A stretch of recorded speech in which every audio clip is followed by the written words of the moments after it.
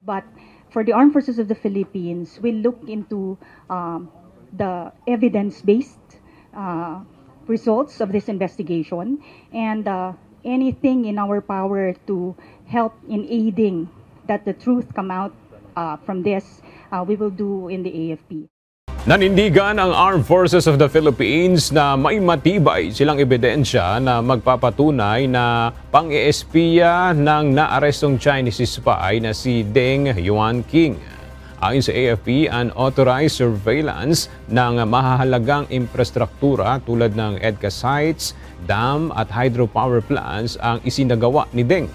Nauna nang itinanggi ni Noemi Deng, asawa ng Chinese na naaresto, na espiya si Deng at iginiit na nagtatrabaho ito bilang surveyor para sa self-driving na sasakyan. Nahuli si Deng noong January 7 sa Makati kasama ang 2 Pilipino at nahaharap ngayon sa kasong espionage.